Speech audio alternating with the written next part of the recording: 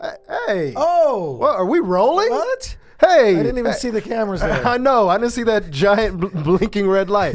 Hey, welcome to the best of everything. I don't even see it. You're blind, dude. Blinking red light. Where is it? All right. Can we start the show, Johnny? Yes. Damn it. Welcome to the best of everything, man. I'm Ruben Paul, and across from me is my brother from another mother. The same intro. You know, we could actually cut this intro in every fucking show, man. Oh, like, Yeah. are we doing a clean show today? No. No. Okay. Oh, no. No, we Fuck never did. No. Oh, that solidified it? Anyway, it's my brother Johnny Sanchez, man. And What up? What up? First of all, we appreciate everybody listening. Yes. It's fun doing the show. And it's only going to get bigger and better, I believe. Responses have been great, so we just want to say thank you to everyone who's been listening. And we have a lot of great guests coming up. Correct. And yeah, I'm excited, man. Yeah. So what's good with you, brother? Not much, man. Just debating whether to watch America's Got Talent this year or not. Well, you know, didn't CBS just started a new one called something The World? The World's Best. The World's Best? So it's international now with everybody coming over. And but it's the same America's Got Talent format? Yeah, but wait, three judges, not wait. four. Can we stop just for a second? Because we'll talk about that. But yeah. You haven't complimented my Nelson Mandela shirt. And not one person in this racist-ass office has said anything about my Nelson Mandela shirt. It is. Everybody see no, that? it is. But you know what's weird? When you first walked in, I thought it was Morgan Freeman. You did too, didn't you? See? He thought it was Morgan Freeman. See the shit I got to put up with? Well, it's on a shirt. So people the think photo's he's not going to look Well, that's been the exactly. running joke for years because, you know, Right. Morgan Freeman played him in the movie. Oh, that's part of it, Oh, too. so you don't even watch black movies either? Yeah, I watched Black Klansman and Wakanda. Wakanda Forever. No, it was Black Panther. Yeah. What? But I watched. Seriously, dude? Yeah. You know, And I watched all the episodes whoa. of The Jeffersons, all the episodes of Good Times. What are you? I also watched In Living. Well, that wasn't all black, but Living Single. But it was a black show. Living Single. That's the one I was thinking of. Living Single. Oh yeah, you mean where they came up with the idea for Friends off of that show? Oh, never thought about that.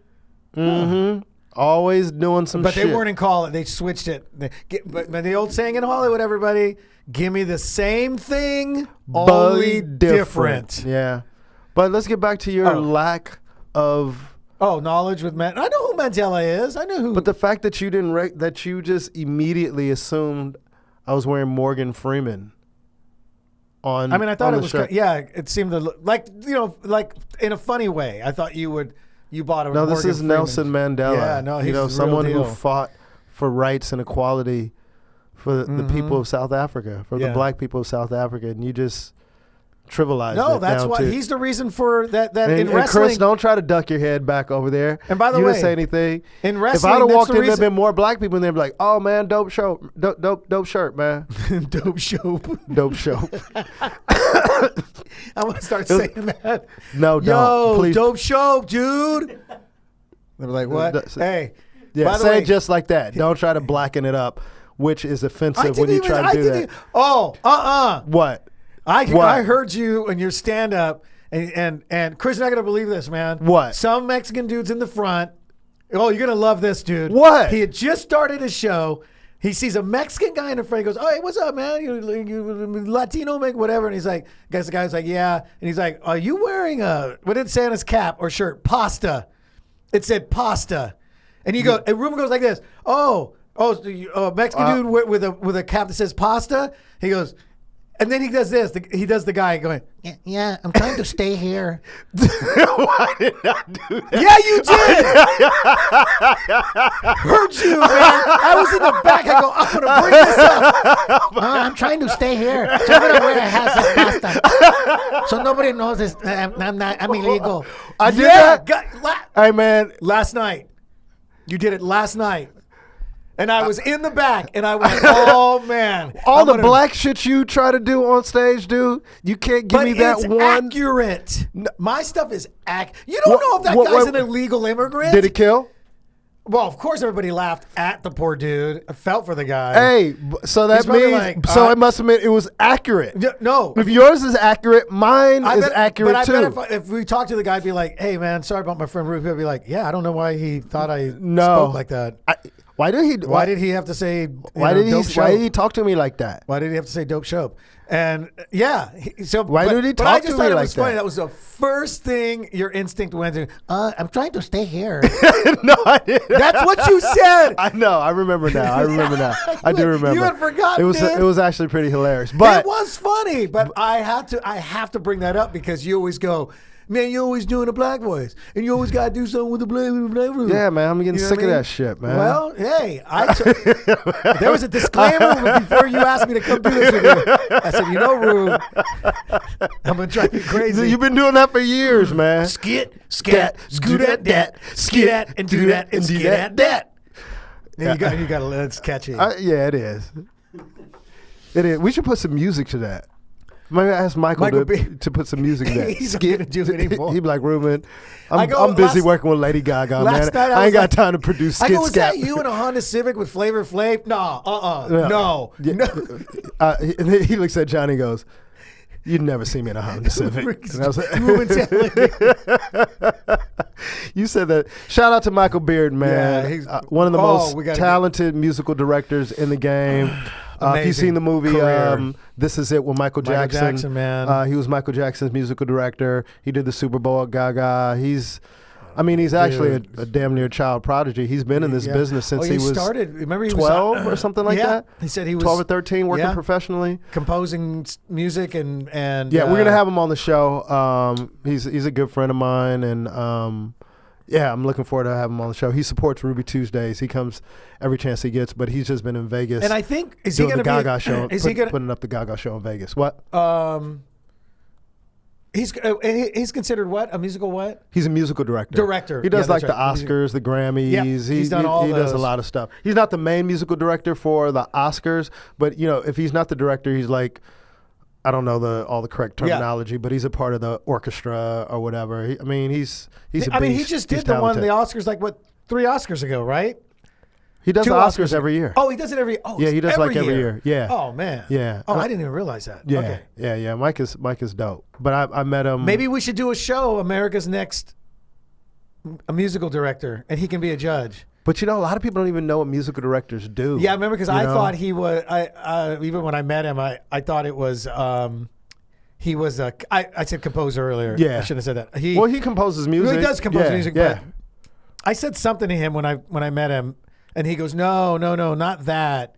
I do this," and it's very specific too. Yeah, anyway. He's dope as hell, and the cool thing, we'll have him on there because he can explain what a music director does, how vital and important they are to these artists. How they do everything from hiring the band and arranging the show. Every artist, like Beyonce, everybody. From my understanding, I'll have him come on and clarify. But I think for live, everybody, all major artists have a musical director that help the artist put the show together. From top to bottom, on the creative side of it. And he's great. And I met him because he was George Lopez's band leader when George had the talk show. And of course, Wait, I always thought it was the Latino guy. No. The Latino guy was this Chewy. No. You talking the dude who played the on George's talk show. What did he play? Did he play? I think he played in the horn section or whatever. Okay. But no. But I always thought it was Chewy. Michael Bearden wasn't it Chewy and the Esavatos or something? His band, the house band. No, not at all. It was Michael Bearden. Where are you getting Chewy and the Esavatos? Are you thinking from of Gabriel's? George Lopez? Lopez's talk show. No. Okay, no. Can you Google? You don't have to Google that. I know that. I was there.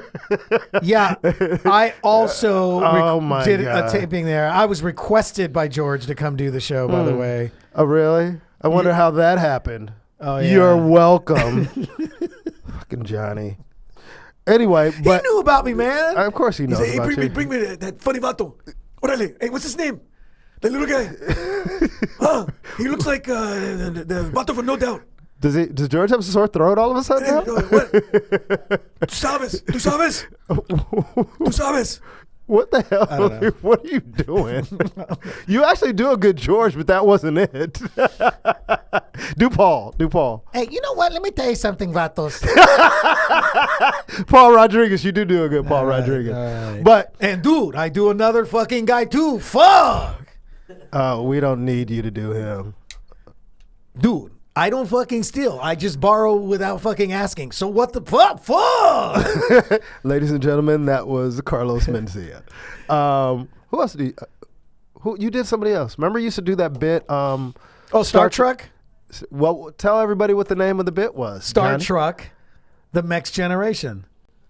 And I'm the one who and comes it's a down taco on- truck that's converted into a spaceship, and it's the very first all Latino cast in a sci-fi.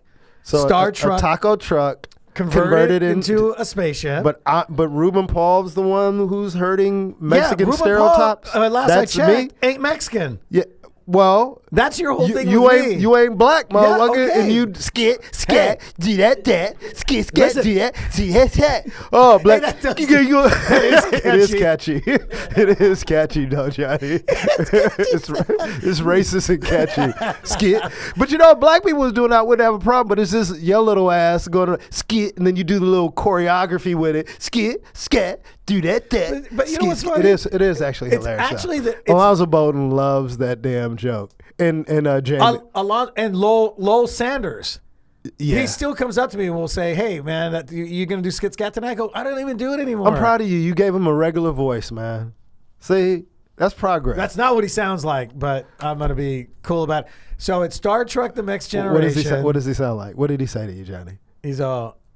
He always comes. Watch up him to me. start He's off got with, that- "Hey, man." Watch him that start soft- off with that. That soft voice. What did he say? And he's like, "Hey, you gonna do skit scat?" Why does every black character have a lisp with you? You do skit scat. Hey, dude, you listen. gotta hate. You know what? Anyway, man? Star Trek: The Next Generation. Okay. It was an all Latino cast. I'll do it on one of these show. We'll do one eventually. I can't remember it all right now, but it's narrated by Edward James Olmos, and it stars Carlos Mencia, Paul Rodriguez, Cheech Marin, and your boy. Hey, who's gonna play Lowrider? You know, why? Scotty, beam me up. Orale. No, I'm kidding. Wait, what happened? Why is George De Niro all of a sudden while you're doing him? That was Pacino, I think. Now you fell into Pacino. Hey, No, George, but that George, is. you redo that. You talking to me, is it? Orale.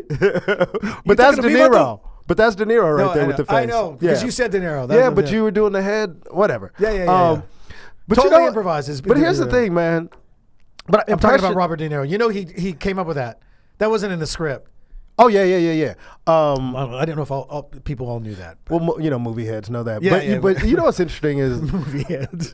I mean, you don't. I guess impressions aren't your thing, you know, which is interesting. But you can do them. You know what I mean? Yeah, but I always tell people I'm not great at impressions because I always sound like me. That's true. A lot like Phil Hartman. Yeah. Phil Hartman, you always but knew you get the mannerisms and everything, which is good. I'll get their physical stuff down. But you know what I mean? But you do always sound like you. I just sound like me doing somebody's. But it works though. It's still. Oh really? I kind of think so too, cabron. All right. That was Paul again, everybody. I know. Could we stop? Could we? Okay. Could we? You started to annoy me now. with this. What is it? What's All right, the enough. episode? That- What happened? I want to talk about like these award shows, man. Award shows? Not award shows, competition shows. Oh, competition like reality shows. competitions? Yeah, they're really interesting to me, and they're so damn popular. Like we were saying before I jumped off, and So popular. chastised you about not noticing my Mandela shirt during Black History full Month. Nelson Mandela? During Black History Month. Full Nelson Mandela? During Black History Month. Oh, that's right. Sorry, Black History Month. Yeah, and you didn't even. Do you think anybody ever called that to him? That called him that? What? Hey, half Nelson Mandela or full Nelson Mandela? No. It's a wrestling. There's two wrestling moves. I know. Oh, Well, if I'd grown up with him, I would have been saying it. Dude, can we? To be honest with you. Can we? Yeah. Can we move on? Hey, what's up, man? Full Nelson Mandela. I would have been like that in school with him. Yeah, you probably would have. I definitely would have. I had a nickname for everybody. Were you doing horrible puns back then too? Were you a pun person, or is that after the drug use? Oh. All right, I'll stop bringing up the drugs. I told you it's the 100th episode is when I let it all. Lay it all out. You're gonna lay it all out on the 100th episode, and you're gonna let the world know what your high school is really like, what your life in high school is really like. Correct. You're lying, dude. You're looking at me and lying right now because you got the grin on your face. Correct. I just know you. You won't remember. You'll forget about it. No, I'm gonna. Oh, trust me. I'm gonna remember. I'm gonna keep bringing it up. Okay. Competition. Competition shows. There's. Why do you think they're so popular? I'll tell you why. Why? Because everyday people can make it big, and people love that. They love the story of this. This guy is working at a factory. He's working at Walmart let's go over how many shows there are. Let's just start with America. Just in America. Oh, so yeah, of course. The Voice, American Idol is still around, right? Is American? Oh yeah, it's coming. It starts. It's coming back. American Idol. Again. Yeah, this year they got another one. They had that show with Puffy on Fox. Oh, which one was that one? Oh man, you're right. My boy did Gerard. Shout out Gerard. Yeah, I forget the name of that one. Did warm up for them. What was that show, Chris? On Fox that Puffy was one of the judges on. Yeah, and right now they have the Masked Singer. Is that started? But that's with celebrities though, right? That's not really a rags to riches type show. Oh, I see what you mean. Yeah. They get people to come on and sing that, but you don't know. You don't know it's there. Yeah, you're right. X Factor was around. Was it the Four? The Four. The Four. That's it. The Four. Yeah. And and then they had Last Comic Standing. Mm-hmm. Last Comic Standing. They had Making the Band on MTV was another Puffy show. Oh yeah, years Making the Band. ago. Yeah. Making the Band, and I do get that aspect. I wish they would bring back Bands Reunited. Remember that dude? No. It was like that. It was like an Indian-looking guy, and he's like, "I'm over here, and that's Nuno Betancourt over there. I'm trying to talk to him to get Extreme back together." He would go locate the where these guys are. Lost members of different bands? Yes. Oh, what network was that? MTV or VH1. VH1. Oh wow, I never watched it. Yeah. Bands Reunite. It was a great idea, just, but I remember Nuno Betancourt was like, he didn't even want to talk to the dude. He's like, "No." And they're like, "He doesn't want to talk to you. He's not getting back with Extreme." I'm like, "Oh, okay." But most of them did it. Mm-hmm. And then they got them together. They brought them down like the Troubadour or something, and they do a show together. That's interesting. Yeah. That's a real interesting concept because, I mean, a lot of bands, you know what they say, bands are made to be broken or to break up or whatever. And that's always great when they stay around for a long. But it's hard when you watch these documentaries of all these different bands and you hear the backstory on how they broke up or why they broke out. Even in rap. I mean, that's something that's unilateral, no matter, I think, what style of music. Like, it seems like bands just, it takes its course. I mean, look at Boys to Men. Like, there's, I guess you get to the point, New Edition. Which is amazing about the Stones, but also amazing because I watched their documentary. The Eagles? No, didn't the Eagles stay together? They pretty much they broke up, but then they got. That was the Hell Freezes Over tour. Yes, because Joe, I think it was Joe Walsh. Somebody asked Joe, one of the band members, "Will you guys get back together?" And he said, "When Hell Freezes Over." So then when they did, that was the tour. Yeah. But you know who else, dude? That I didn't realize they've been together. No.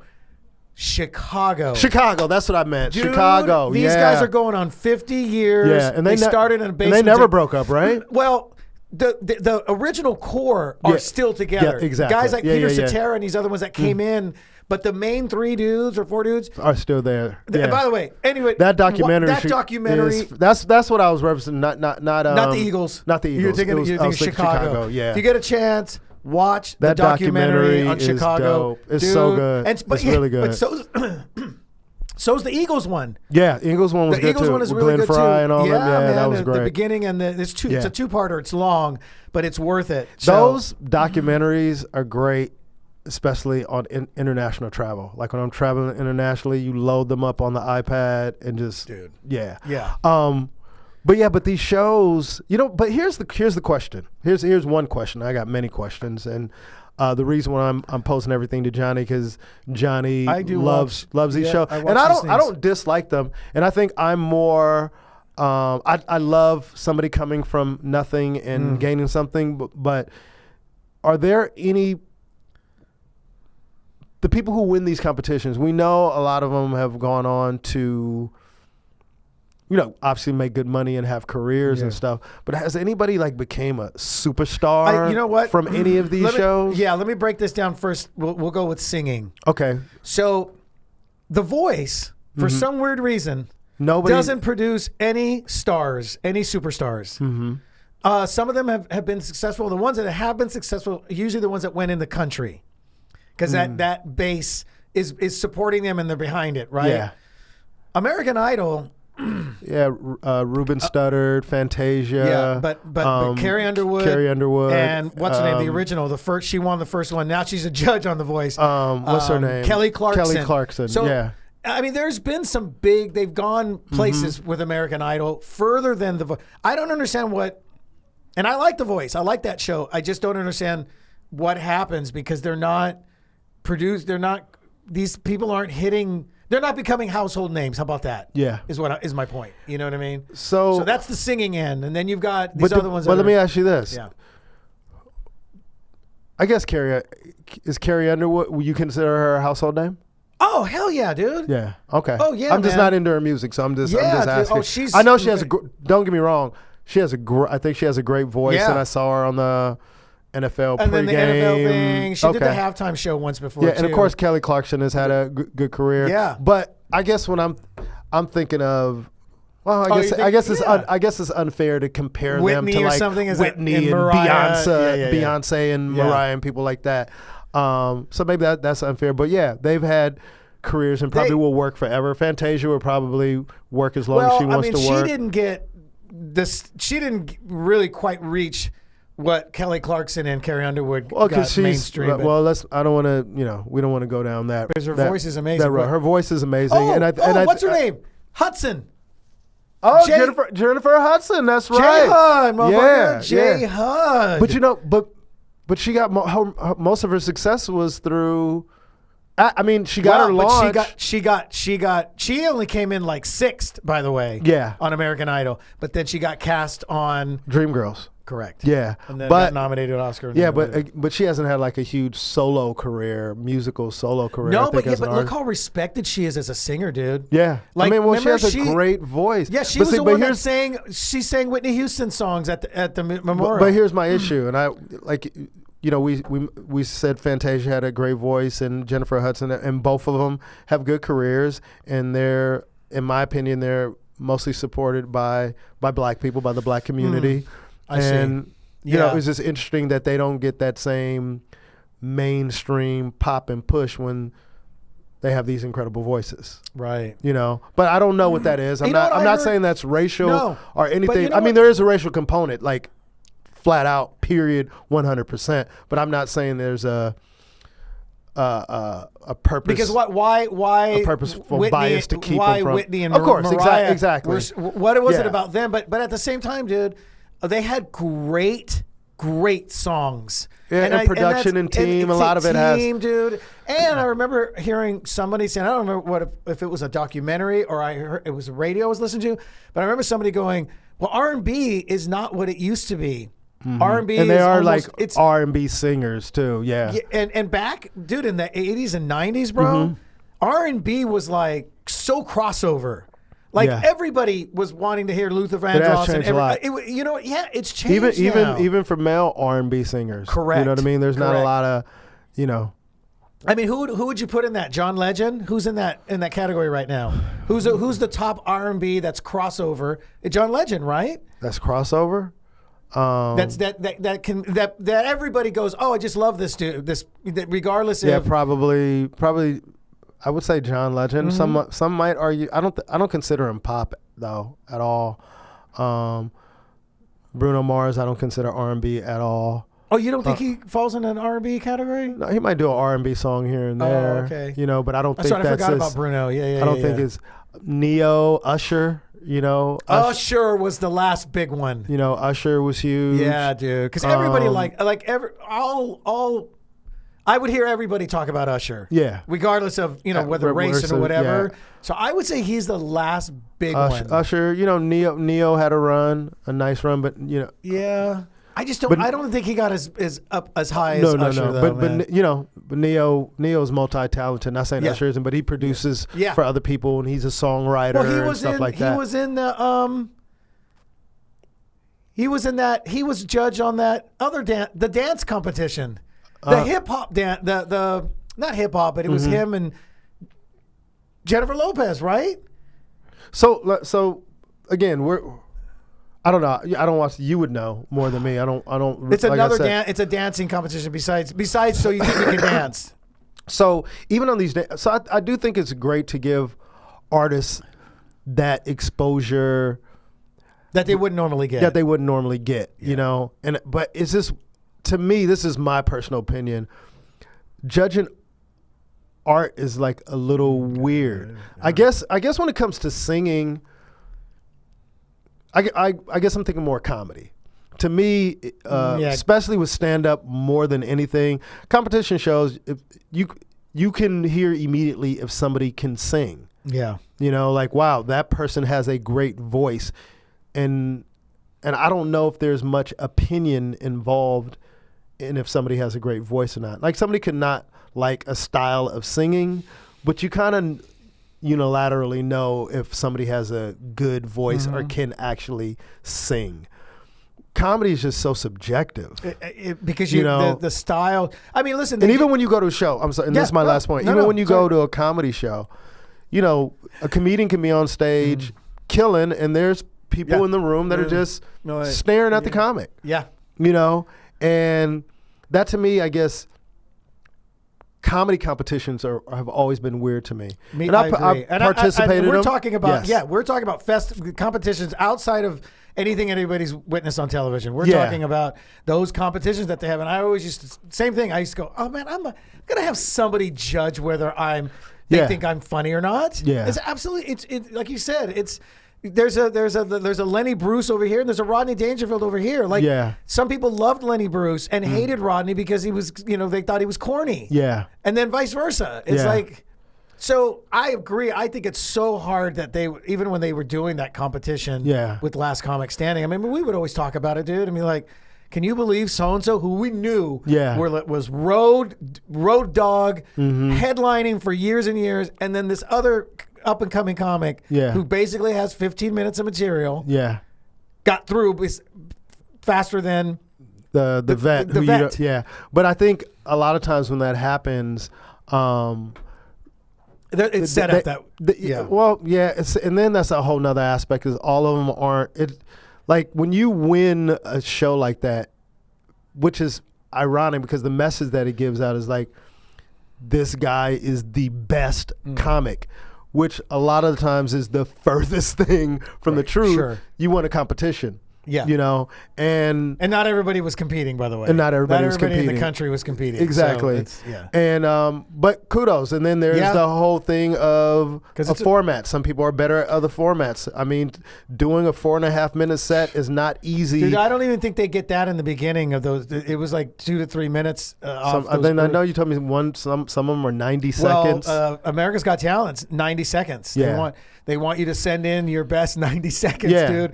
Now, for me, that's hard because I'm not a joke teller. I'm a storyteller. You're a storyteller as well. Exactly. So for guys look, man, people ask me, damn, dude, how come you never did Letterman or The Tonight Show? Mm-hmm. And Ruben, it was because I just could not get that 4.5 minutes together. All from beginning to end. Yeah. It was always something. Yeah. Love his beginning. Tells you he's got to work on that middle because I'm taking chunks and I'm trying to whittle it down, dude. And so, the only late nights I did was the Late Late Show. Mm-hmm. And that was with Kilborn. Yeah. And then I did Lopez. Mm-hmm. That's it. Yeah. Well, I just couldn't. They never liked what I would put together. And my whole thing was, well, I mean, there's a lot. Shit, by the way, can I just say this? In hindsight now, I'm kind of wondering if I should have just picked one topic one topic that I knew was strong for 4.5, 5 minutes. Yeah, but some bookers they don't like that. That's right. Because they think they'll tell you, they go, oh, that's right. If if it's not working, if it's not working, you're stuck in it. That's right. You know what? That was the note. That's the note. Yeah, I think I got some notes like that. Like he needs more topics. It's to each his own based on the show, and there's a lot of other factors that determine whether you get on a show or not. But that format wasn't really created for storytellers. It was a difficult thing for me also, but then I made it. It became a challenge at some point where I'm like, you know what, this is a skill set I should have. You know, so I was able to do it. I've helped other comics put their late night shows together. The problem me a lot of times was just having access, you know, to be able to, you know, get on these shows. And, you know, it's a little different now. Like, you know, before there was a time that the only way you can get to a damn booker is if you're represented by the right people and the right, to even get them to look at you, to even get on a showcase, to be on it. And it was sometimes very hard. Like, hey man, you wasn't at the Tonight Show showcase? Like, what Tonight Show showcase? Oh man, you better get your people on that. I don't have any people. My people are gone. I remember that. I remember I always, and even when I did have reps, I would hear that and go, how come they didn't tell me about this? Yeah. You know what I mean? Like, I don't know if they just went, I don't know if Johnny's going to, but at least, you know, like, hey, make the effort, or, you know, whatever. Yeah, but not to dive too deeply into this whole aspect of putting together 4.5 minutes. I just think if there's any comics listening, or even people who watch these late night shows, you know, especially if they're a storyteller style comic, those 4.5 minutes, 3.5 or whatever, 4.5 for late night, 4.5 to 5. Though, you know, those aren't easy sets to put together because you do a lot of editing to get it to that point, and that's a lot of times those sets are so you would come out and see us do the longer version of the joke, or just a longer set. It's like it's like a commercial for us. And what like what's tough about that is we all know as comics, I think all comics have a little bit of OCD about their material. Yeah. And we hate when somebody goes, because we've had this conversation. I'll go, you know, Rube, just take that one thing out, and someone will tell me, and I'll be like, but it's not, it doesn't make it. It goes together. They're connected. The audience doesn't know this. We know it. We know it. So then we start chopping it up and cutting all this off. And then you don't have the same passion sometimes, and the same rhythm when you're performing not the same it. Because you're used to saying it at certain. So it's. I mean, don't we agree? We've talked about this. Yeah. I'd rather have somebody go, hey Johnny, we need you put together a 30-minute set. Oh. All day, easy, 20 minutes set. Johnny, I need you to do 5 minutes. Oh. Yeah. Well, here's shit. Where do I start, man? So kind of going back to what we were saying about the competition shows, and especially comedy, and guys who have won those shows, and I don't know what. Oh, do you think it's weird that some of those guys who have won aren't that respected in the comedy community? Some of them, because some got won because of the process of the competition. Elaborate on that. Well, it seems to me like if you notice, like with last comic anyway, it was kind of like they were going through what they needed. Yeah, you know, they needed somebody with. This is not to. Yeah, this is nothing against anybody. Not shitting on anybody. But this is the reality of the situation, and what we reality know. TV. Yeah, this is the reality of reality TV. Yeah. So that's what a lot of people don't understand. They sell it to you as a competition show. Correct. But they needed a female. But they know if they needed somebody with a disability. It's entertainment, especially with the show. They have to keep mixing it and changing it up. Because people don't even remember the last comic standing living in the house together and all the competitions outside. Like it's really, they're casting a reality show.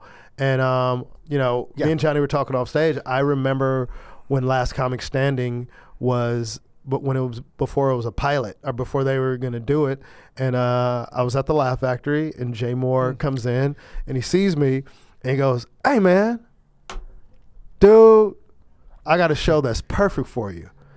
And at that time, you know, I was doing well. Yeah, and he was like, and I was like, in my head, I was like, Jay wants to produce a sitcom for me. Because that's what it was all about. That's what it was all about at the time. Sitcoms, yeah. So he's like, come talk to me outside for a minute. And then he told me, I don't even think they had the name of it at that time. But he was like, it's going to be on NBC. And I think they had just sold it or was about to sell it. And he thought I'd be perfect for it. But I'm so anti-competitions that the minute he brought it up, and I've never even, I haven't seen Jay in a while. And I turned it down. No regrets.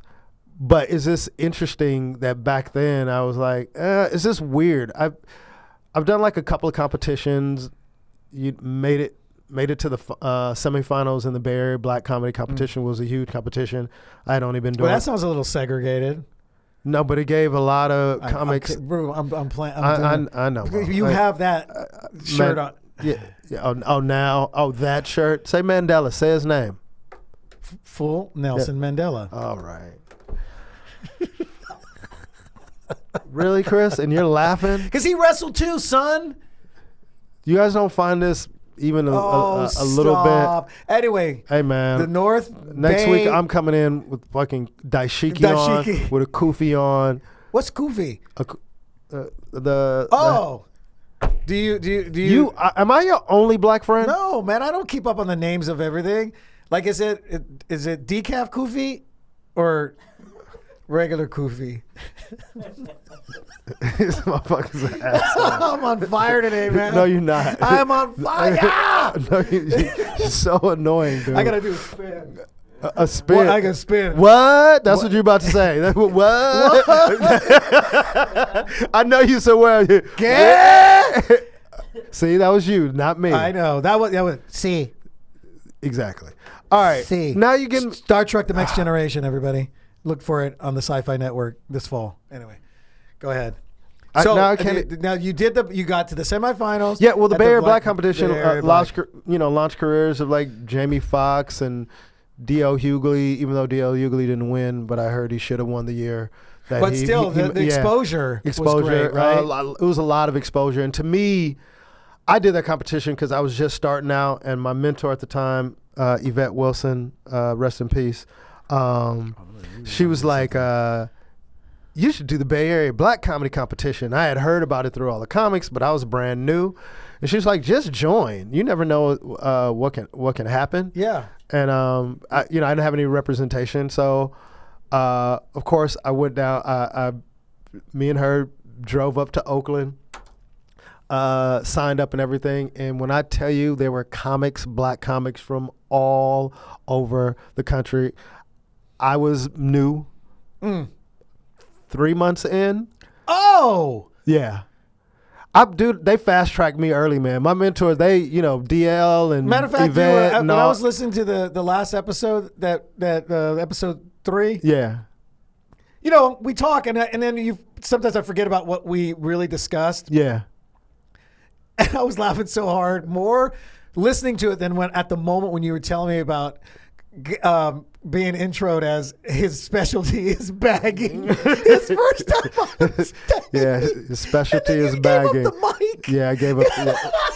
All right, motherfucker, it's not. But I gotta tell you, it's weird because in the moment you're telling me the story, it's almost like I'm just you're just listening. You're into the story. Dude, I can't tell you how hard I was laughing because I was like, damn, I forgot he talked about that. But anyway, so now you're in a competition at 3 months. Yeah, but it was because that 3 month period, and I did that. I ended up meeting Jamie Foxx through Yvette Wilson, and I think when I started touring with Jamie, I had to be a year in, but I think I got my first TV appearance. If I'm not, I gotta go back and remember the dates. I have everything like journaled. I still have all my old like calendars. Yeah, I kept my calendars too, and stuff like that. I'm like Supreme Court Kavanaugh. But I remember getting Comic View when I just joke for everybody. It is just one. Oh, go ahead. It. Anyway, nobody. It was just one of those things where to even think to be on TV just starting out was just, I'm wet. They're asking me to do stand up on TV. Like, this was just a dream. But at that time, black comedy was really popping. And if you were black and can tell a joke, it was a chance you were going to get on television. You're going to get on something, man. You know, and Latinos went through that with K-Loco's time when, you know. Didn't quite take it was supposed to be this huge explosion. And yeah, it never really. I mean, we're just better at it. But even like when you guys you know why? There's truth to that. You know why? We've been we've been doing it long, but we're the first minority to really, you know, broke that to give everybody a voice. We're the trailblazers. But it's also because for other minorities to be able to speak their truth. Yeah, and I feel also too with Latino humor. I feel like regular. Just these conversations I've had with people like white people, Asian, and they'll be like, "Do you watch? Would you?" And they'll be like, "Yeah." Well, they start getting in on like. They start talking about what it's like at home and the eating food and this and I don't know. I can't relate to anything. And black comedy has always had this way, even if they're talking about growing up in the ghetto or the hood, or even though some people in the Midwest have white people, there's something about it. It's just the funniness of it, the way it's delivered. America is very familiar with the black struggle because they helped create the black struggle. Correct. So white people, they know what's going on. They see the conditions that we're living in. So it's interesting for them probably to hear our perspective because we are the product. We're the product of this country and also of, I guess what I'm trying to say is they know the history of the journey.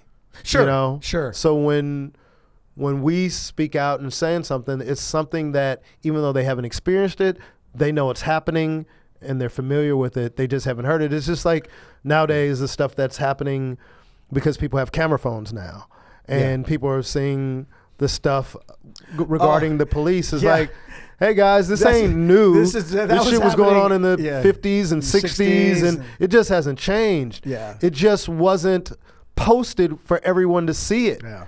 Stuff wasn't, showing up on the news, people, with Rodney King, like this stuff is, when the Rodney King thing happened years ago. Oh my God, dude. That was on every news channel. That was the thing that popped. Just popped was like, whoa, man. But black people were like, and white people were like, what? Yeah. Black people are being beaten by the police? Oh, I never... Really? Well, Jim's my neighbor. He seems like he would never pull out his billy club. Yeah, come on, man. But anyway. Yeah, but didn't that change everything though, man? And think about that. If they had not videotaped that, man, it would have just been some other black man that got a beat down. And that's absolutely. And that's it.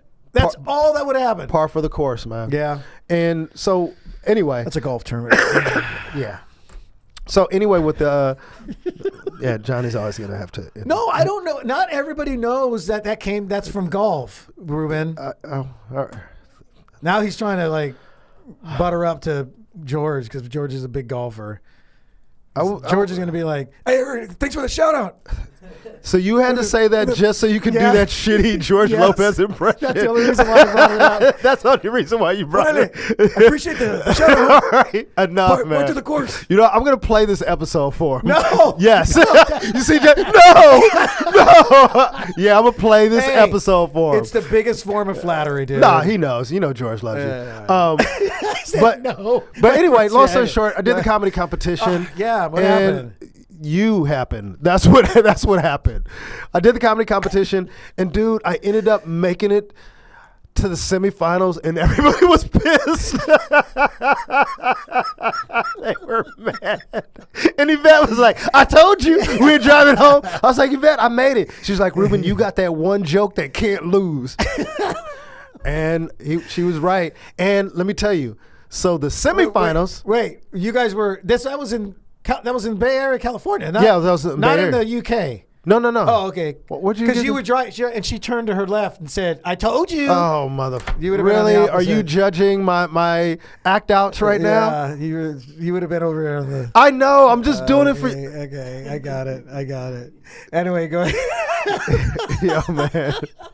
This motherfucker. I am on fire. No, you're not, dude. You just eat. All right. Wasting time. Go ahead.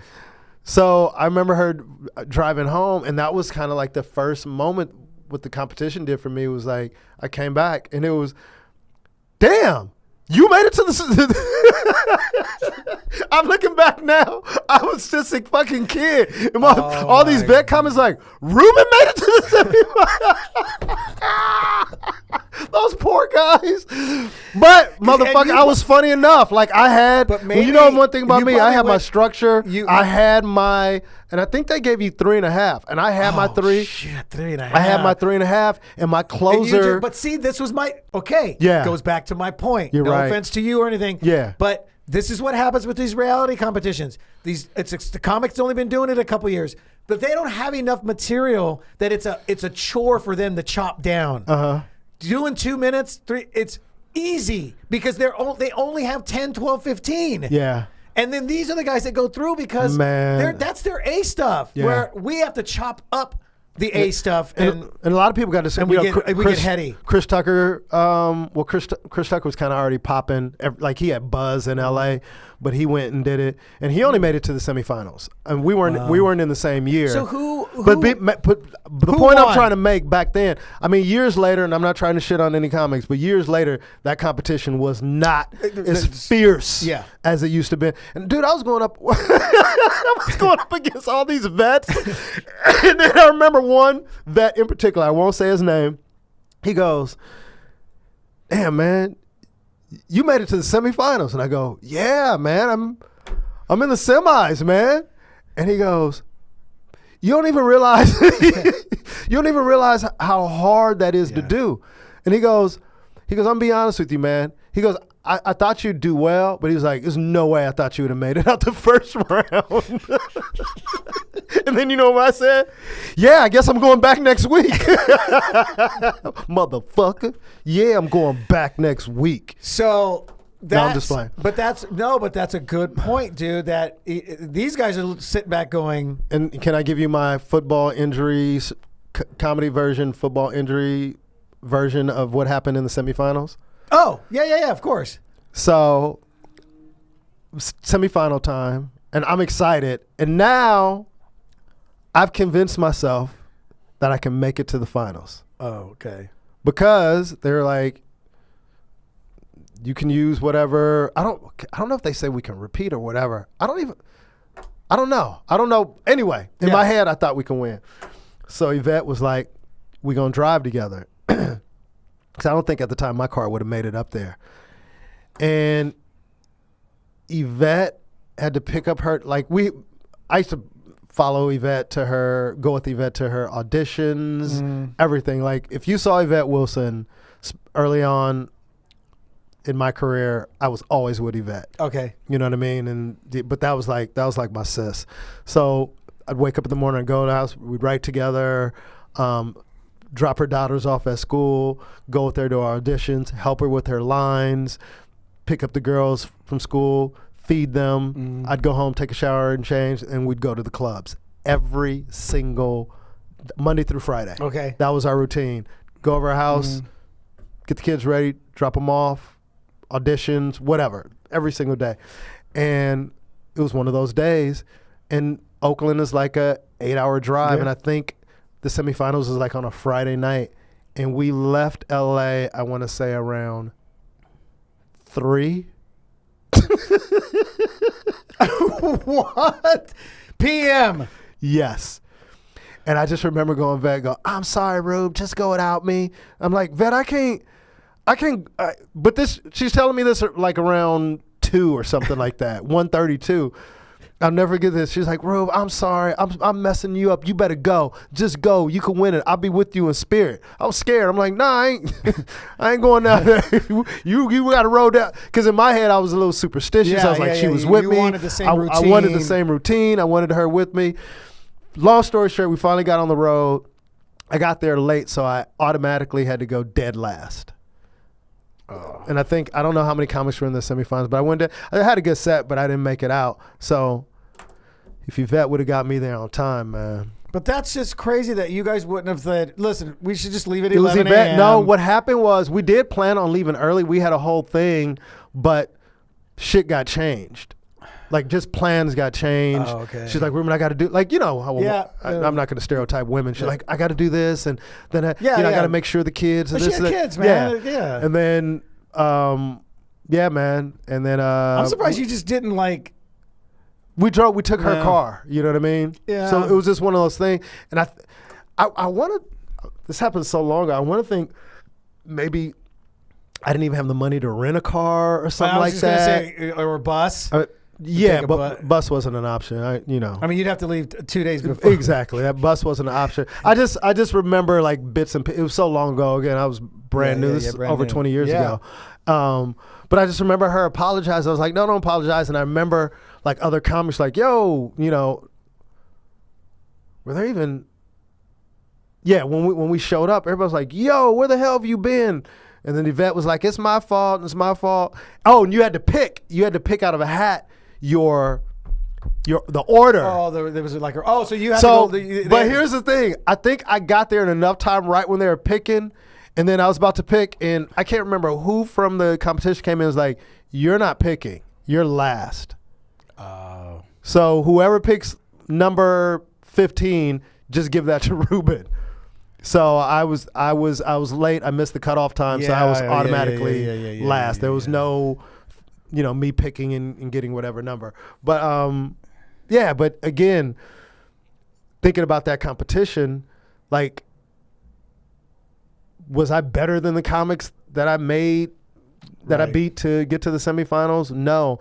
And I think publicly, why some comics become quote unquote haters is because they feel like the public thinks that they would say I'm better than them because I made it further, and that's the furthest thing from the truth. Right. And that's why the public thinks that the most popular comedians are the best comedians. Correct. And that most of the time is the furthest thing from the truth. Right, that's true. But a competition, you have to look at it. A competition is just a competition. Yeah. With their set of rules and who can execute those set of rules the best, and the preference of whatever judges are the people out there. And I think letting America decide sometimes is a tough thing too, because that's why they started bringing in comics to judge, because when America was deciding, you got a lot of hacky people, hacky is kind, a lot of joke thieves advancing.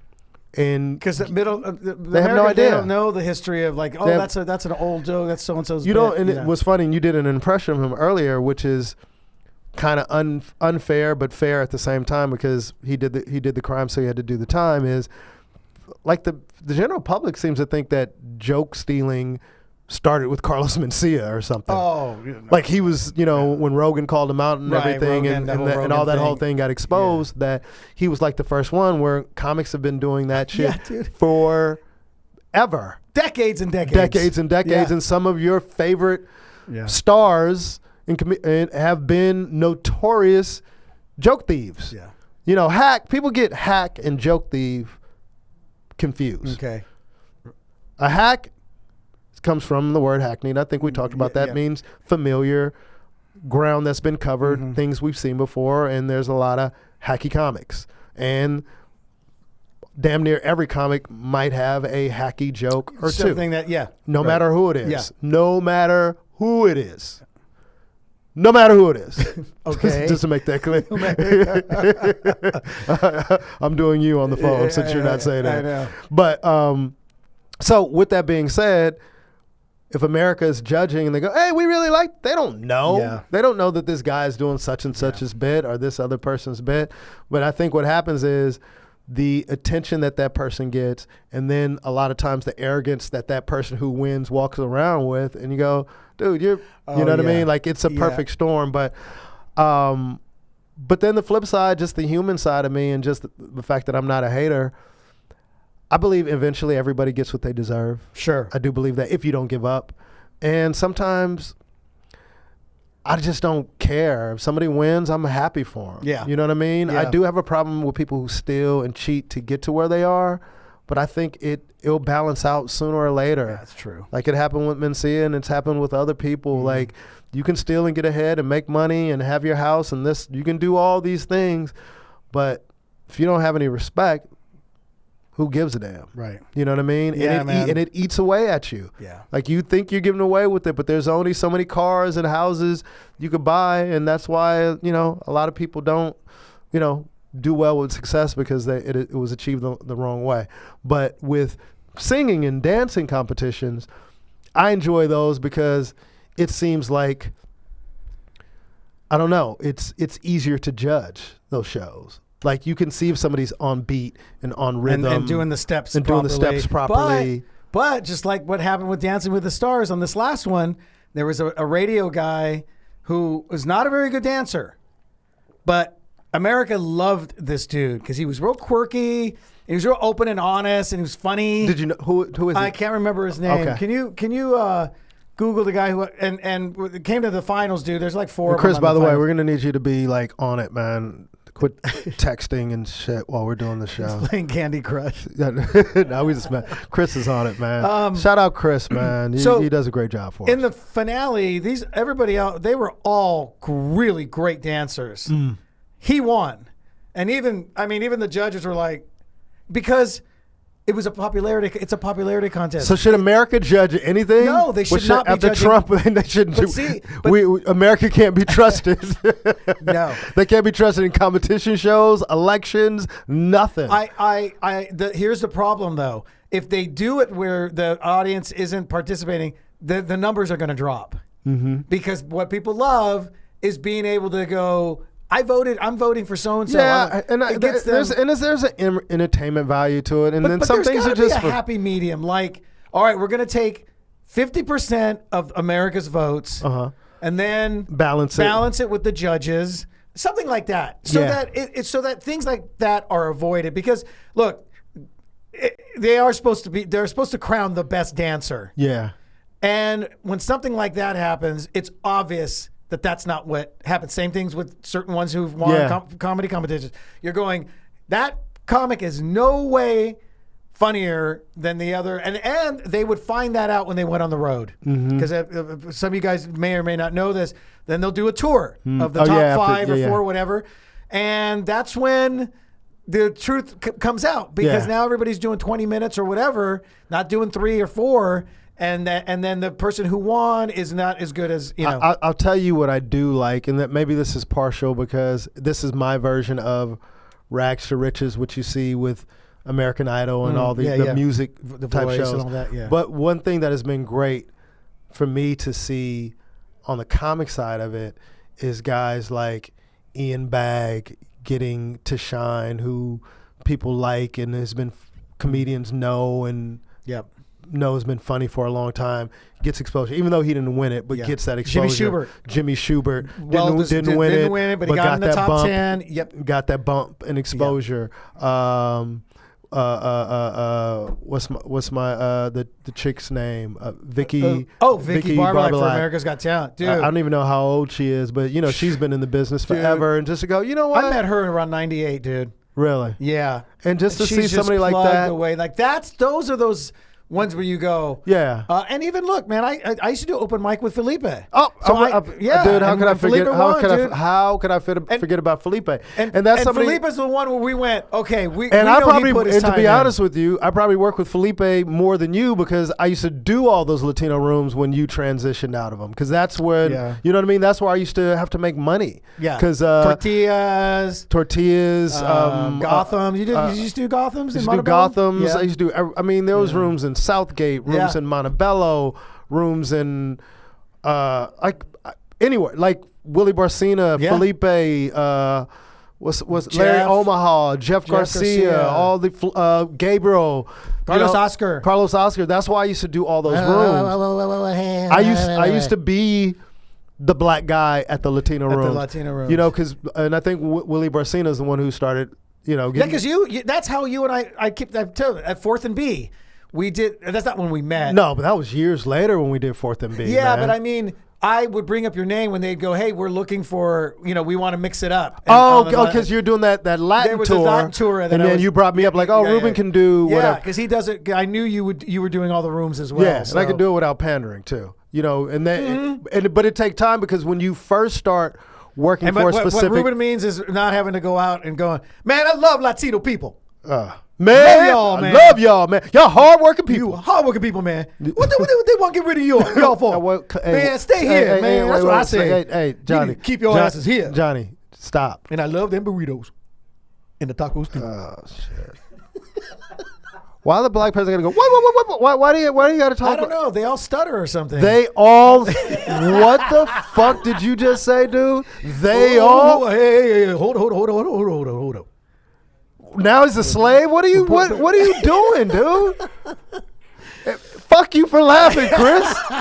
Man, I'm getting. You know what? You are not getting no black producer. Yes, in I'm here. getting a black producer in here, brother. Yes, I won't do it. Yes, well, won't do it. I'm gonna replace you with another brother. I'm getting sick of this shit, man. I'm trying to bring diversity to podcast, a show, Speaking black of and that, brown I'm glad you coming said together. that. Oh my God, this is such a great dude.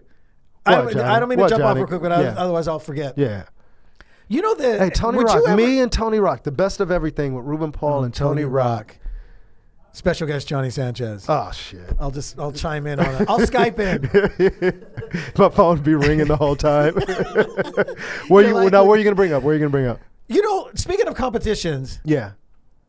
the NBC Diversity Showcase that they do here in Los Angeles. Yeah, that's a casting thing. Yeah, that has nothing to do with comedy, really. No. I'm talking about the stand-up one. Yeah, they do stand up, but it's not. Dude, it's not based so you know at who all. won this last one? Is, Who? Mikey Winfield. Oh, he did. Yeah, I had no idea. And so I saw it somewhere. Somebody posted it. I read up on it. Dude, I had no idea how many comics have done that diversity, been a part of it. They didn't, not the winners, but Dion Cole and Amanda. You know Amanda Seals. Dude, I wish I had the list in front of me. I was blown away by the amount of comics that I know of. Because you know what it is? It's one of those competitions. I was going to just sound horrible so saying would you this. do it? Yeah, let me finish. It's just okay. one of those competitions, and I don't mean this in a shitting on you type of person, but it gets you on casting people's radars, casting directors' radars. You get that type of exposure from, different casting directors that cast NBC shows. Mm-hmm. So a lot of times they use stand-up as the vehicle, the platform, but they're not really judging the comedy and go, wow, this guy is the funniest person or the best comic or anything like that. It's more for a little bit of a casting. Yeah, this person would be great on I just was, because I know he, I guess I was a little surprised. I mean, good for him, and he's funny. He does Ruben Tuesday. He always does well, man. That guy always kills. He's really strong. Mm-hmm. But I was surprised just because I know how long he's been let me just say that. Yeah, I agree with Johnny 100%. Yeah. I was just giving a little background. Sure. Not trying to shit on nobody. Yeah. But but I know he's been in the game a long time. Oh, Mikey's been in the game a long time. And I'm like, wow. I know for me, they had asked me about that maybe about 5 years ago. Uh-huh. And I remember I was like, I'm not going to go in on some competition with people who've been doing it for 3 years. But that's something, see, that's the difference though. Some other comics are like, hey, I don't give a shit. Yeah. I'll get in front of casting. And I wish I had that kind of mentality, but I don't. And people suggested to me, and to be honest with you, might have been a good idea for me to try it years ago. I think part of it was my thing was I had already finished and done Mad. And I just you're felt in a like different position. A step back. I think if I'm being brutally honest, right here, I think part of it was fear, being afraid. Oh, of not doing well. Of not doing well, and I've been doing it this long, and what if I go and I don't do well? That's one thing. Two, just a stubborn mentality of, I don't believe in competition show. Why are they judging it? But I think that all goes under fear because those excuses are fear-based excuses. But I just don't like that.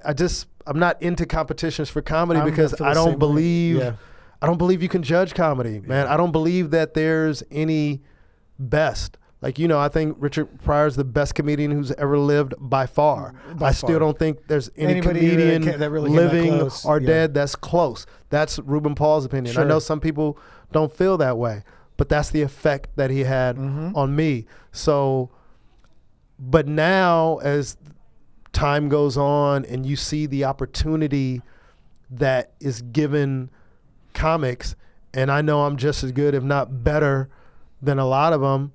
Who gives a damn if I don't go to the next round? I still know I'm good at what I do, and the chances are I would. I really do believe, and my confidence is higher, for whatever reason. I'm more confident now. You got to understand, I went through a long period of time where I was dealing with depression, fear, and all these things, no representation, and all that shit takes a toll on you, and trying to live your life and pay, you know what I mean? All these are excuses, again, but it was the space that I was in. Like people, I was booking TV shows and I was doing movies and stuff like that, so I had a swag to myself. And then kind of when the rug was pulled out from under me with, my parents and just life shit happening. No reps. No representation, lack of confidence starts to fit. And let me tell you, lack of confidence for a comedian. I had enough confidence to go and perform and still be funny and still book stuff. Because there's no, that's, you're doing what comes naturally. But people used to always go, damn, why aren't you doing this and why aren't you doing that? It's like, I don't have access to any of this. I have no representation. That's why today is so dope. You really don't need representation to be seen and be heard. Right. But ironically, now I finally have representation. I got a great manager, great agency. Yeah. Things are happening. I'm starting to roll Mr. Hollywood now, man. Mr. Hollywood. Doesn't even answer my phone calls anymore. Or my text. His manager texts me back, dude. I'm like, yo, Rube. But yet, we're doing a show together? That's only because I had to, call her and tell her. You're so full of shit, man. But again, I think. So would you? Do you want to do? I don't know. For the next year, do you want to do the road I have some, to Ruben's Road to the NBC Diversity Showcase? Nah, and we'll do a little documentary. I think I'm good on that, and I have some opportunities where I think I'm good. I'm good on that. I have some opportunities. Chris could do it. Some TV opportunities that are going to be coming up shortly. So I think I'm good. All right. But if I wasn't represented right now, if I didn't have an agent, if I didn't have a manager, if I was alone like I've been for the last 13 years, can you believe I haven't had representation? Yeah, that's crazy. I actually have to get the exact number, but I know it's been well over 10. Even when you used to try to fucking help me, man. I know, man. People wouldn't even take a meeting with me. Anyway, so this business can be brutal, man. Brutal. If I didn't have representation, I would. You would at this point, even with all the years underneath your belt, you'd be all right. I'm just at a why not point in my life. So why not? With that, I mean, so would you do something like America's Got Talent? Absolutely. Oh, okay. Absolutely. I would. Why not, dude? That one I get. Why because not? It's so huge. Yeah. Why not? If you don't have anything cracking, if you're not, you know what I mean? Like, why not? Because that boost of exposure, especially in the social media age, even if you went, if I went on America's Got Talent and just made it past the first round, how many viewers does that show have? Oh, dude. So I would go from 10 million or something. Something crazy. So I would go from however many followers I have to probably double that. Easily. Mm-hmm. You know what I mean? And that's what gives people a bump. I mean, look at what happened with Tiffany Haddish in her social media. She had her social media and then get on the Carmichael show, bump. Or, when you start booking stuff and being on TV and being seen at larger audiences, your stuff jumps fast. So just that in itself, So I just looked up America's Got Talent averages between 18 and 49, 11.1 million viewers. 11, I said 10. Congratulations, Johnny. Thank 11, you guys. that means 11 million people are watching you. Yeah. That's crazy, man. So at this point, with the other facets, it doesn't matter if you win or not, just the exposure. Like we know so many comics that use they use Last Comic Standing as a credit and they didn't get out of the first round. Sure. Or they didn't win, and that's fine because people go, hey, I saw you on, and right now, man, unfortunately, this business has become a popularity contest and not a talent contest. Right. And we'll talk about that on another show. Thank you guys for listening to the Best of Everything. Once again, Johnny Sanchez, Ruben Paul, Ruby Tuesdays, every Tuesday night, 9:30, Hollywood Laugh Factory. It's a great show. If you're ever in LA, come to the show. It's always a great lineup, diverse lineup. I am Ruben Paul. At Johnny Sanchez Comic. But you guys had all that stuff and all that stuff. Yeah, well, it doesn't. It's okay. A little extra's okay. Were you doing another black impression stuttering again? You know what? That's it. We done. What? Why is he? Thanks for watching. I'll send you. Thanks for watching, yo. Ruby motherfucking Tuesdays. This show is all about diversity and bringing everyone together.